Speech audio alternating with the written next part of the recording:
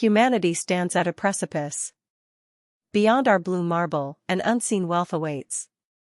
Trillions of dollars in resources, locked away in the cold void of space. Asteroids, once merely cosmic wanderers, now represent the next great gold rush. This is not science fiction. This is the unfolding reality of asteroid mining. A venture promising unparalleled riches, but also sparking unprecedented geopolitical tensions. The race for space riches has begun, and the stakes could not be higher. We explore the economic and political future, a future defined by what lies beyond Earth's atmosphere. The ultimate frontier, now the ultimate prize. Consider the asteroid 16 Psyche. While not a direct mining target yet, its composition offers a glimpse into the immense potential. This metallic behemoth, according to recent analysis from the Planetary Resources Institute, contains an estimated $10 quintillion in iron, nickel, and precious metals. But beyond Psyche, countless smaller asteroids orbit, rich with platinum group metals. Platinum, rhodium, palladium, essential for electronics, catalysts, and advanced technologies. On Earth, these resources are finite, scarce. In space, they are virtually limitless.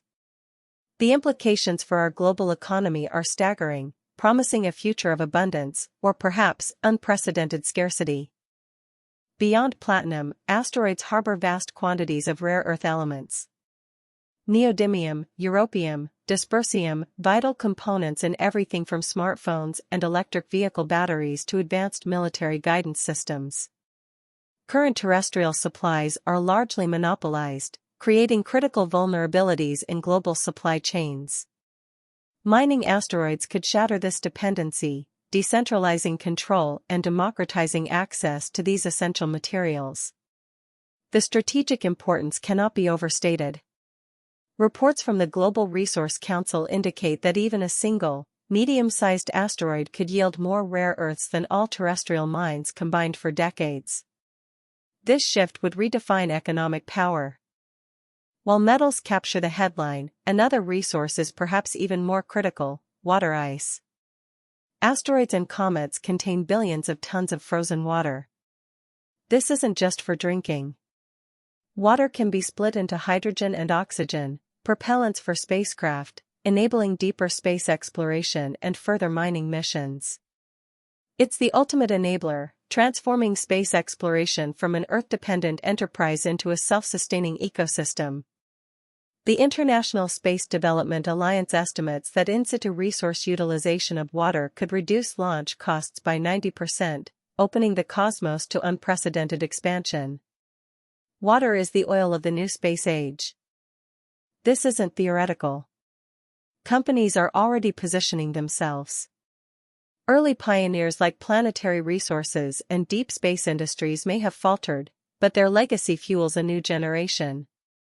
Today, companies like Astroforge and Carmen Plus are leading the charge. Astroforge, for example, is developing novel refining technologies designed for microgravity. Their focus, proof-of-concept missions, aiming to validate the entire mining and refining process in space. These aren't just startups, they are well-funded ventures backed by visionary capital, pushing the boundaries of engineering and robotics. The dawn of the space miner is upon us, accelerating towards a future once thought impossible. The core of current technology lies in advanced robotics and autonomous systems. Human miners will not be chipping away at asteroid surfaces. Instead, swarms of intelligent drones, equipped with AI and specialized tools, will perform the hazardous work. Companies are investing heavily in robotic arm manipulation, precision drilling, and automated resource extraction. The key: minimizing human intervention, maximizing efficiency, and withstanding the extreme conditions of deep space. Prototypes are already undergoing rigorous testing in terrestrial vacuum chambers and zero-gravity simulations. The next decade will see these robotic prospectors deployed, transforming distant space rocks into industrial assets. Two primary methods dominate the current discussion for asteroid retrieval.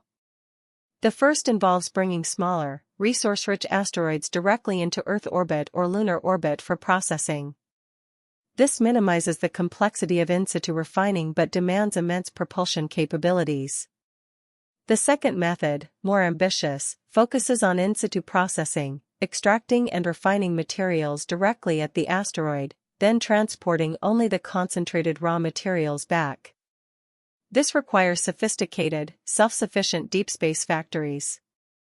Both approaches present unique engineering challenges and require significant investment. NASA's past asteroid redirect mission, though cancelled, laid critical groundwork, informing today's strategies. But as technology advances, a critical void remains: international space law. The Outer Space Treaty of 1967, the bedrock of space governance, explicitly prohibits national appropriation of outer space. It mandates that space is the province of all mankind. Yet, it offers no clear framework for private companies or nations to extract resources. This legal ambiguity creates a vacuum, ripe for exploitation. Without clear rules, who owns the asteroid? Who grants permission? Who arbitrates disputes? The UN Committee on the Peaceful Uses of Outer Space, COPUOS, is struggling to keep pace, its discussions often stalled by differing national interests. This legal vacuum is fueling the birth of astropolitics. Nations are already asserting their intentions.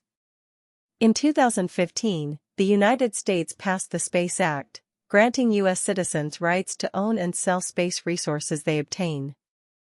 Luxembourg followed in 2017 with similar legislation. These unilateral actions are a direct challenge to the spirit, if not the letter, of the Outer Space Treaty. Other nations, including China and Russia, view these moves with suspicion, fearing a new colonial scramble.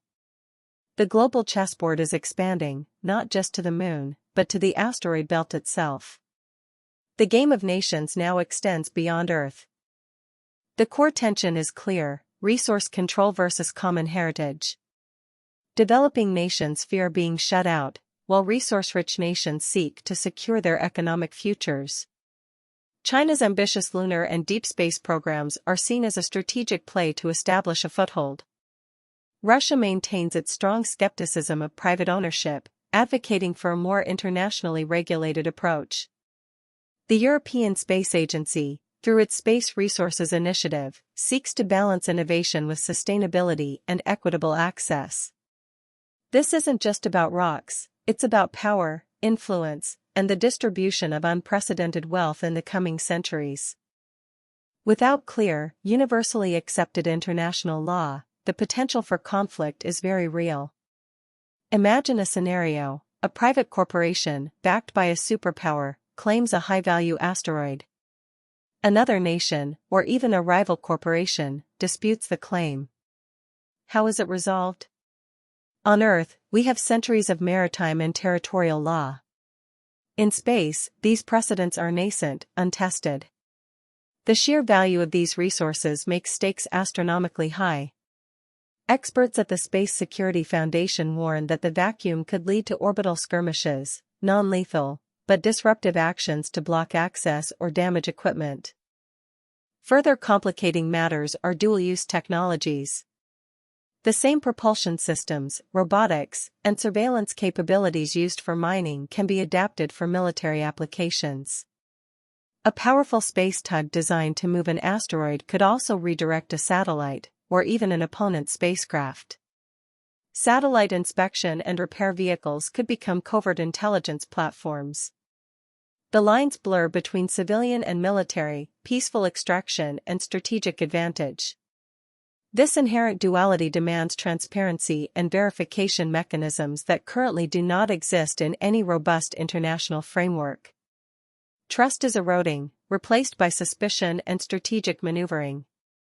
The ultimate fear is a true resource war in space. Not conventional combat, perhaps, but a sustained campaign of economic sabotage, strategic blockades, and targeted disruption. Imagine crucial supply lines of space-mined platinum or water ice being interrupted. The impact on Earth's economies, dependent on these new space resources, would be devastating. A recent report from the Center for Strategic and International Studies, SISE, details scenarios where nations could employ anti-satellite weapons, or even kinetic bombardment from space-mined materials, to assert dominance. This is the dark side of the space gold rush, where immense potential meets unprecedented peril. The clock is ticking. The rapid acceleration of technology outpaces the snail's pace of international diplomacy. The calls for a new, comprehensive international space treaty are growing louder. This new framework must address resource ownership, environmental protection in space, liability for damages, and clear dispute resolution mechanisms. It needs to be inclusive, ensuring that the benefits of space resources are shared, not hoarded. Without such a framework, the dream of an abundant future could shatter into a nightmare of orbital confrontation. The future of humanity's expansion into the cosmos hangs in the balance. Who are the key players shaping this future? Primarily, the established space powers, the United States, China, and Russia. But also, emerging space nations like India, Japan, and the European Union, each with their own strategic interests. Private corporations, backed by vast capital, are increasingly critical, often moving faster than governments. And finally, international organizations like the United Nations, desperately trying to establish norms. Their collective decisions, or lack thereof, will determine whether asteroid mining becomes a force for global prosperity or a catalyst for interstellar rivalry. The players are many, the game is complex. The race for space riches is not just about raw materials. It's about shaping humanity's future in the cosmos. Will we extend our terrestrial conflicts to the stars, or will we forge a new era of cooperation and shared prosperity? The choices made today, in boardrooms and diplomatic halls, will echo across light years. The potential is limitless, resources to build a future free from scarcity, enabling humanity to truly become a multiplanetary species. But the path is fraught with peril. The challenge is immense, the stakes are cosmic. This is the defining chapter of space exploration, unfolding before our very eyes.